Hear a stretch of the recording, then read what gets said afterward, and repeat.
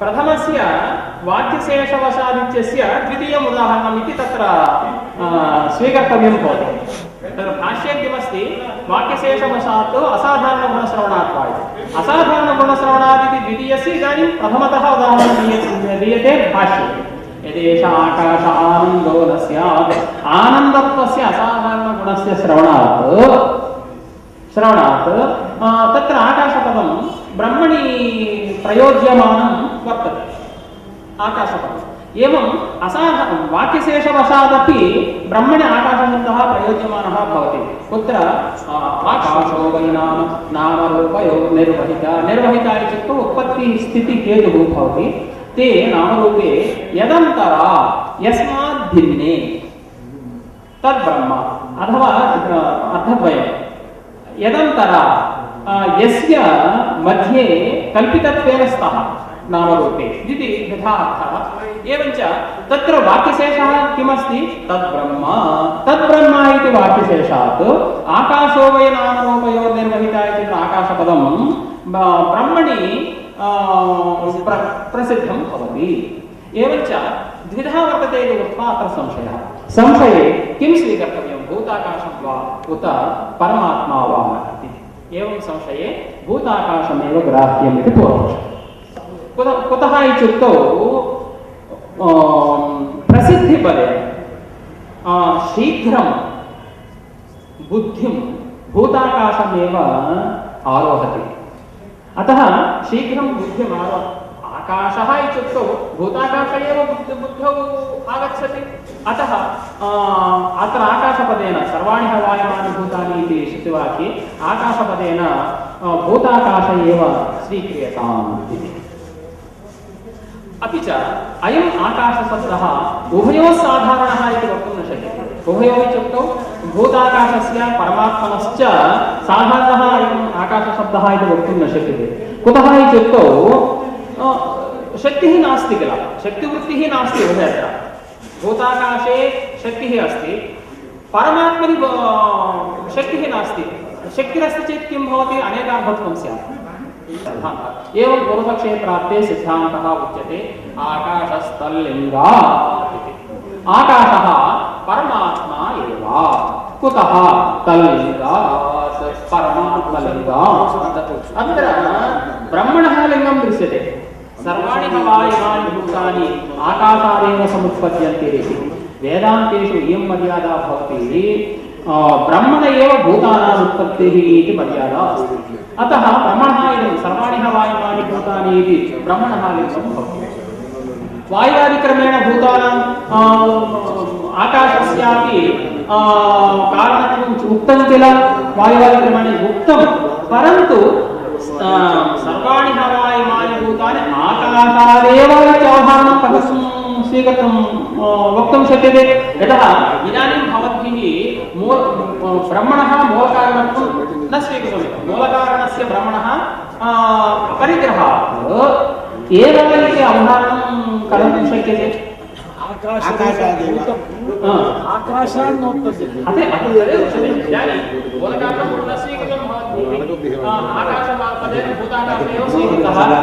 अपि च भूतेषु मध्ये सर्वाणि इति अस्ति। सर्वाणि हवायमानि भूतानि सर्वेषु भूतेषु भूताकाशोऽपि प्रविष्टः अस्ति। तत्कारणत्वम् आकाशस्य एव वक्तुं न शक्यते। एवं सर्वायाधारत्वम् उच्यते। सर्वाणि हवायमानि भूतानि आकाशादेव समुत्पद्यन्ते आकाशं प्रत्यस्तमयन्ति।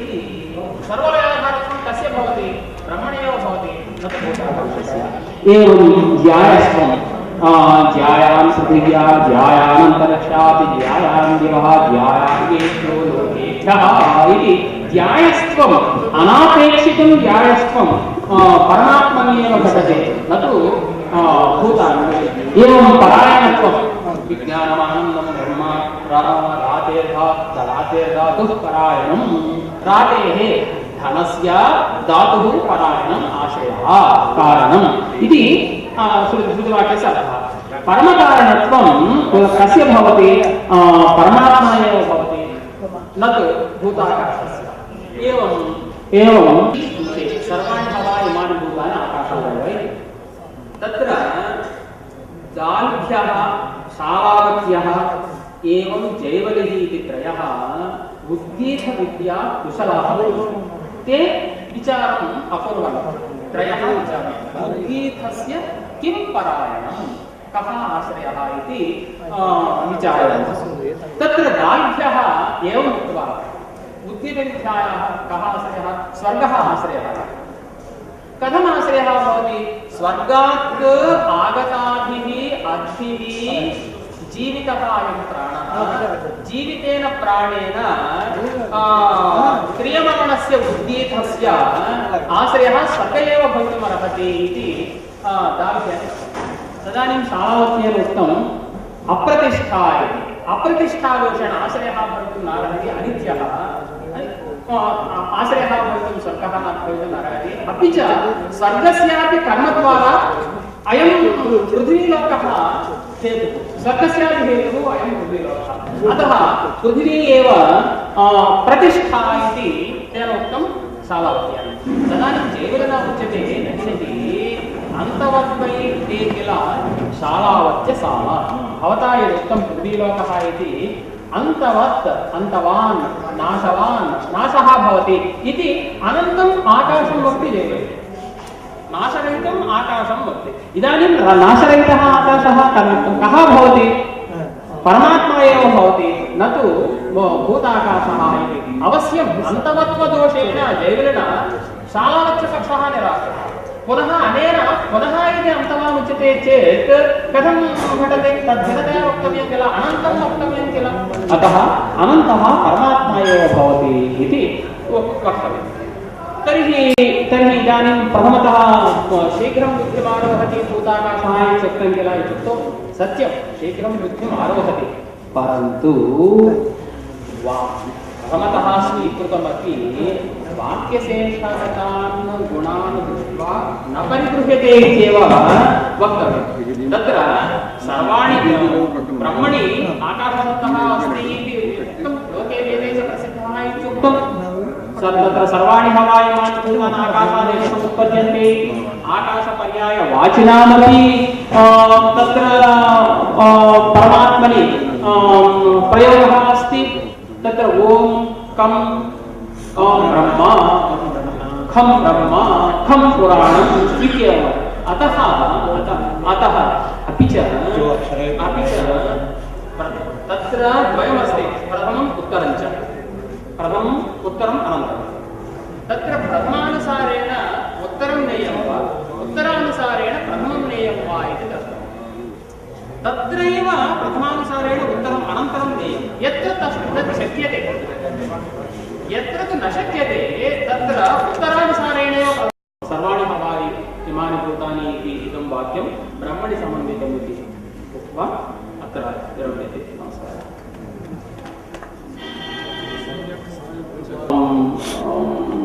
బ్రహ్మసూత్ర భాషలో ఉన్న అధికరణం ఒక్క 2 నిమిషాలు దీని గురించి తెలుగులో చెప్పడానికి ప్రయత్నం చేస్తాను ఎందుకంటే తెలుగులో చెప్పడానికి వీలయ్యే ప్రకరణం కాబట్టి లేకపోతే మనం చేసేది లేదు ఛాందోగ్య ఉపనిషత్తులో ఒక వాక్యం ఏముంది అంటే అస్య లోకస్య కాగతిరితి ఆకాశ ఇతి హోవాచ సర్వాణి హవాయిమాని భూతాని ఆకాశాదేవ సముత్పద్యంతే ఆకాశం ప్రత్యస్తమ్యంతి అని శృతివాక్యం ఉంది శాలావత్యుడనే బ్రాహ్మణుడు జైవలి అనే రాజుని అడుగుతున్నాడు ఏమని అడిగాడంటే అస్య లోకస్య కాగతి అయ్యా ఈ పృథివీ లోకానికి ఆశ్రయం ఏమి స్థానం ఏమి అని శాలావత్యుడనే బ్రాహ్మణుడు ఒక జైవలి అనే రాజుని అడిగాడు అడిగితే అతను ఏం చెప్పాడంటే ఆకాశ ఇది హోవాచ అయ్యా ఆకాశం ఆశ్రయము అన్నాడు అంటే ఆకాశం అంటే మనకు కనిపించే భూతాకాశమా లేక పరమాత్మ అని చెప్పి సంశయం ఏర్పడింది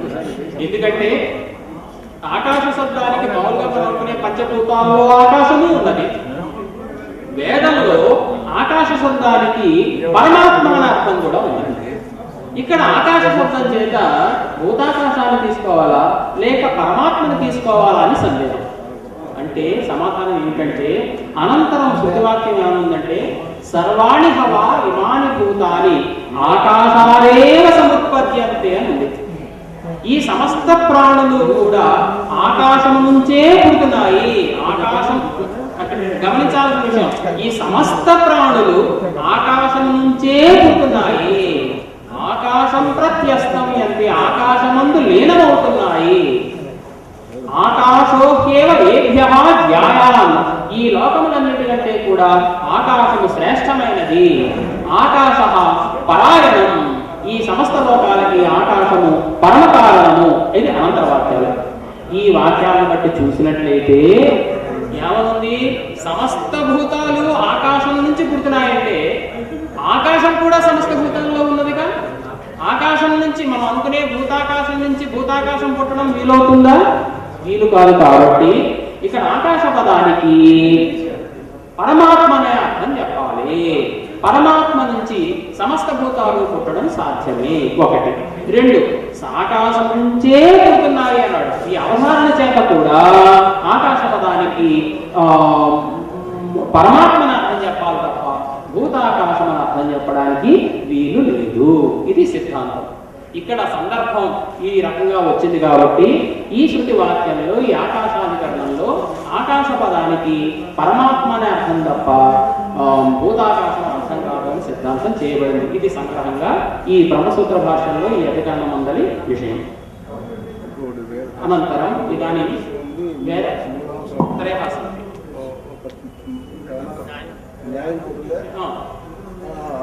భాష్ये వాక్యార్థः అనేన దిందుకూరి శ్రీరామచంద్ర గణపాఠ మహాశయैः వేదभाष्ये वाक्यार्थः क्रियते. कृपया ते कुर्वन्तु इति निवेद्यते.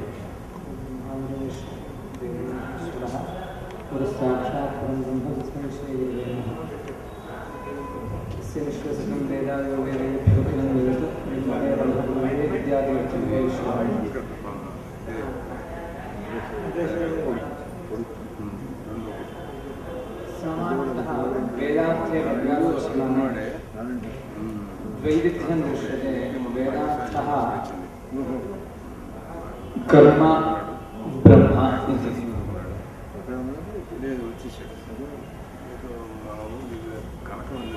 ब्रह्मणः कर्मणः अनुष्ठानं भवति, तेन फलावाप्तिः. एवं ब्रह्मणः अनुष्ठानं नाम ज्ञानरूपम् इति स्वीकृतम्. तेन मोक्षः स च उत्कृष्टः. इदानीं कर्मानुष्ठानेन फलादिकं सम्भवति. वेदार्थ अनुष्ठानेन अनन्तरम् अत्रापि द्वैविध्यं. वेदार्थ अनुष्ठानेन फलादिकं, वेदार्थ ज्ञानेनापि फलं सम्भवति इति विद्यारण्यस्वामिना अभिमतम्. तत्र वेदार्थ ज्ञानेनापि फलं सम्भवति.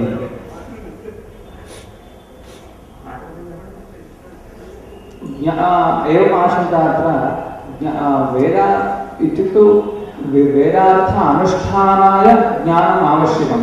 नाम सौम्येनेजिता इत्यादि क्रतुविधयः ये वर्तन्ते, क्रतुविध्यन्यथा नाम क्रतुविध्यन्यथानुपपत्या अत्र ज्ञानासम्भवे, वेदार्थ ज्ञानासम्भवे अनुष्ठानं न सम्भवति इति कृत्वा ज्ञानस्यापि आवश्यकता वर्तते. पुनः ज्ञानस्य इत्युक्तौ अनुष्ठाने ज्ञानमपि उपयुज्यते, न तु ज्ञानस्य स्वतन्त्रं किञ्चित् फलं कथं स्यात् इत्युक्तौ तत्र विद्यारण्यस्वामिभिः एवम् उक्तं. ब्राह्मणेन निष्कारणो धर्मः वेदे अध्येयो ज्ञेयश्च इति ज्ञानस्यापि पुनर्विधानं दृश्यते. अतः वेदार्थ ज्ञानस्यापि स्वतन्त्रं किञ्चित् फलम् अंगीकर्तव्यम्. तत्रैव श्रुति नाम श्रुतिरपि बहुत्र श्रूयते. सर्वं पाप्मा हत्यां योऽश्वमेधेन यजते रुचैरेण एवं वेद इति. अश्वमेध या अनुष्ठानेन यत् नाम यः सर्वपापापनोदः सः तद्वेदनेनापि सम्भवति इति। एवम् अर्थवेदार्थज्ञानेपि वैशिष्ट्यं वर्तते। एवं स्थिते अनुष्ठानेषु कर्मसु तत्र अग्निहोत्रादिषु दर्शपूर्णमासु एवं अग्निष्टोमः इत्यादीनि वर्तन्ते। तत्र अग्निहोत्रानुष्ठानेन यत् फलम् एवं अग्निहोत्रापेक्षया दर्शपूर्णमासो एवं अग्निष्टोमादिकं तद् बहु आयाससाध्यं कर्म भवति अग्निष्टोमादिकं। तेन यत् फलं सम्भवति तत्सम्बन्धी यत्किञ्चित् फलम् अग्निहोत्रानुष्ठानेनापि सम्भवितुमर्हति वा तद्भावनयामः इत्युक्तौ तत्र एकत्र ब्राह्मणे अग्निहोत्रब्राह्मणे एव श्रूयते ब्रह्मवादिनो वदन्ति अग्निहोत्रप्रायणाः यज्ञाः किं प्रायणम् अग्निहोत्रमिति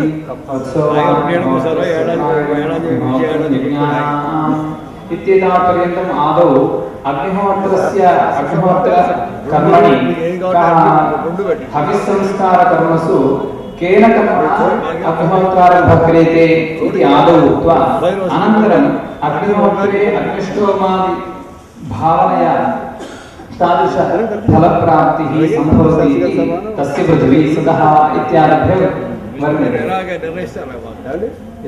तस्य एवम् अग्निहोत्रे अग्निष्टोम भावनया तत्फलप्राप्तिः अग्निष्टोम भावना कर्तव्या। अग्निष्टोमे च कानिचन अंगानि सम्भवन्ति तत्र देशरूपेण एवं द्रव्यरूपेण च। तत्र आदौ अग्निष्टोमे सदः सदोमण्डपम् इति एकं भवति, एवम् आग्नेयध्रेयमिति, एवं हविर्धानमिति, अनन्तरं तत्र प्रोक्षणार्थम् आपः, एवं बर्हिः, इद्मः, परिधयः, एवं यूपः, पशुः, अवभः, स्वगाकारः तत्र विद्यमानानि यानि अङ्गानि तानि अग्निहोत्रेपि भाव्यन्ते केनचित् द्रव्यरूपेण। नाम द्रव्ये इदानीम् आदौ पृथिवी सदः, तस्य पृथिवी सदः पृथिवी सदोरूपेण भाव्यते।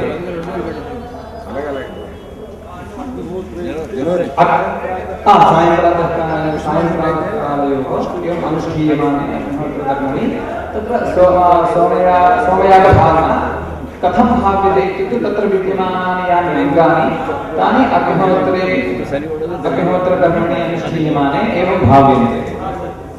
तत्र तस्य पृथिवी सदः पृथिवी सदोरूपेण भाव्यते। सदः नाम तत्र सदसि होतृकाः बहवः तत्र उपविशन्ति सदोमण्डपे अग्निष्टोमे। एवं सीदन्ति अस्मिन् इति तत्र सदः इति। एवं पृथ्वीरेव सदोरूपेण कथं भाव्यते इत्युक्ते पृथिव्यामपि सर्वे सीदन्ति, अतः तस्य पृथिवी सदः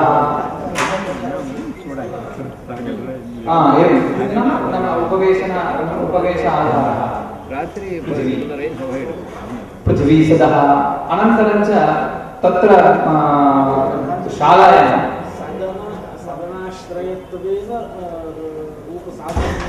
पृथिवी भाव्यते, सदः इति भाव्यते।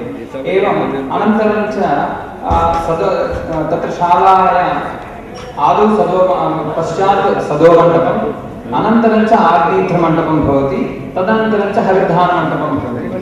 मध्ये इदम् आग्नेयमण्डपं वर्तते इति कृत्वा अन्तरिक्षमाग्नेयम् इति अन्तरिक्षम् आग्नेयमण्डपत्वेन भाव्यते।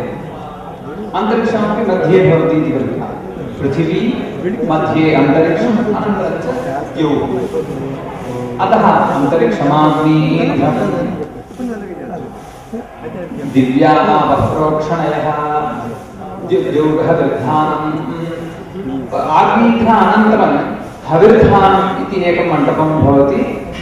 तद् हविर्धानं द्विरूपेण भाव्यते। तत्रापि एकः एवं भावनायां हविर्धाने हविस्सम्पादनं भवति। ग्रहादिकं तत्र सोमग्रहणादिकं तत्र हविर्धाने एव सम्भवति। नाम सोमयागे यद् हविः आवश्यकं तत् सम्पादनं हविर्धाने एव सम्भवति, हविर्धाने एव क्रियते। एवम् अस्माकमपि परम्परया हविस्सम्पादनं द्विलोकादेव सम्भवति, पर्जन्यवृष्टिद्वारा। एवं द्यौः हविर्धानत्वेन भाव्यते। द्यौः हविर्धानं दिव्याः पप्रोक्षणयः। अत्र यागे प्रोक्षणार्थम् उपयुज्यमानाः आपः ताः दिव्याः आपः। अग्निहोत्रे दिव्याः आपः प्रोक्षणयः। अनन्तरं च ओषधयो बर्हिरूपेण ओषधयः भाव्यन्ते। ओषधयो बर्हिः वनस्पतये एवं वृक्षादिकम् ओषधयः मम भूमौ उत्पन्नाः ओषधयः। अग्निहोत्रेपि इदानीम् ओषधिः इत्युक्तौ बर्हिः स्वीकर्तुं शक्यते। अनन्तरं च तण्डुलादिकमपि ओषधित्वेन स्वीकर्तुं शक्यते। अनन्तरं पूयमानमेव हविः। पूयमानं हविः तण्डुलादिकं भवति। ओषधिः होमे तत्र हविषुपेण तण्डुलमपि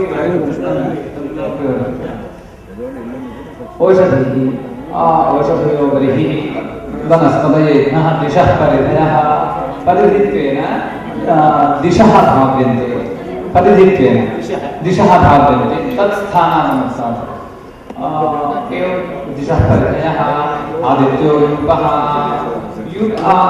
यूपः आदित्यत्वेन भाव्यते। तत्र आदित्ये चक्षुर्गम्यं तेजस्वित्वं यद् वर्तते तद् यूपेपि सम्भवति। यूपः तत्र घृतेन अज्यते। घृतान्तः यूपः भवति यागे। अतः घृतान्तः यूपः घृतस्य तेजोरूपत्वेन घृतान्तः यूपे घृतादेव आगच्छन्ति इति व्यवहारः अस्ति एव। परन्तु इतर ओषधिविशेषाः ओषधीनाम्